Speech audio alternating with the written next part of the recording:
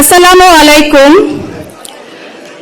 আমি শহীদ শফিকুদ্দিন আহমেদ আহনাফের মা এবং জুলাই 24 শহীদ পরিবার সোসাইটির ট্রেজারার হিসাবে কাজ করছি সকল শহীদ পরিবারকে নিয়ে।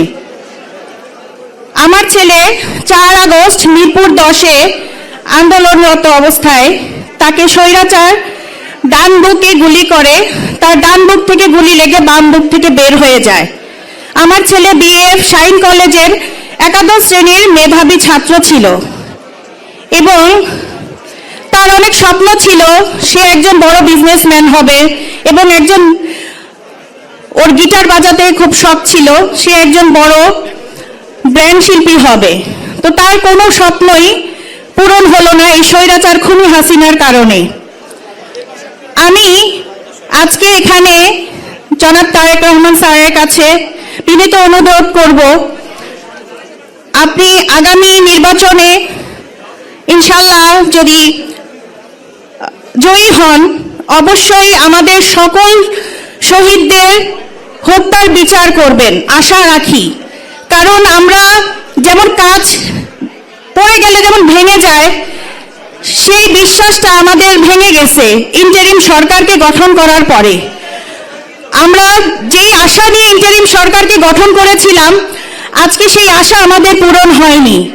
আমার ছেলের খুনি আমার সামনে সে বাসায় তার সংসার নিয়ে বসবাস করছে, আমি নিজের চোখে দেখতে পাচ্ছি, কিন্তু আমার ছেলের খুনিকে এখন পর্যন্ত ধরা হচ্ছে না। আমি সকল শহীদের প্রতি সম্মান রেখে শ্রদ্ধা জানিয়ে তাদের আত্মার মাগফিরাত কামনা করছি এবং আমাদের দেশনেত্রী বেগম খালেদা জিয়া তার আত্মার মাগফিরাত কামনা করছি, আল্লাহ যেন তাকে জান্নাতবাসী করেন। এবং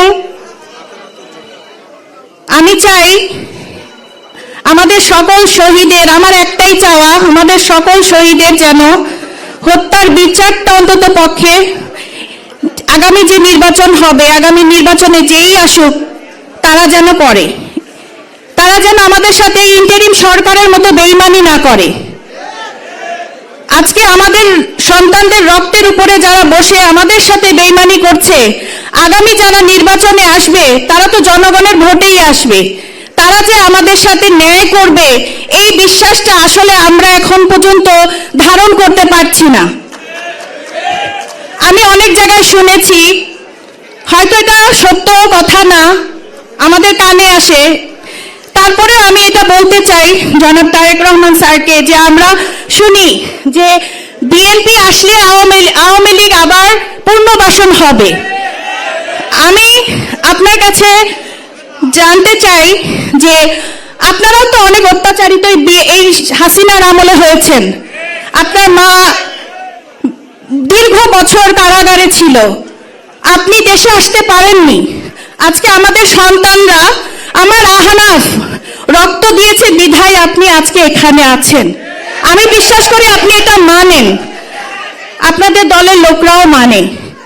আমি চাই সেই আশ্বাস দিয়েই আগামী নির্বাচনে আপনারা জয়ী হন ইনশাল্লাহ এবং আমাদের সন্তানদের হত্যার বিচারটুকু করবেন। এবং আপনার কাছে আরো একটা অনুরোধ, আমি খালি দেখি আপনাদের দলের লোকদেরকেই প্রাধান্য দেয়। আমরা কোনো দল করি না, আমরা বিএনপিও না, আমরা জামাতও না, আমরা আওয়ামী লীগ কোনো কিছুই করি নাই। আমরা সাধারণ খেটে খাওয়া মানুষ, দিন আনি দিন খাই। আমরা চাই আপনারা সকল শহীদকে এক নজরে দেখেন, অনলি ইয়োর দল না। শুধু বিএনপি বললে যে আপনারা তার প্রতি আকৃষ্ট হবেন, তাকে সাহায্য করবেন, তার প্রতি সহানুভূতি দেখাবেন, তা যেন না হয়। আমাদের 1400 শহীদ পরিবার আপনার কাছে যেন সমান থাকে, 22,000 আহতরা তারা যেন আপনাদের কাছে সমান থাকে, এইটুকুই আমার চাওয়া জনাব তারেক রহমান স্যারের কাছে। ধন্যবাদ। আসসালামু আলাইকুম।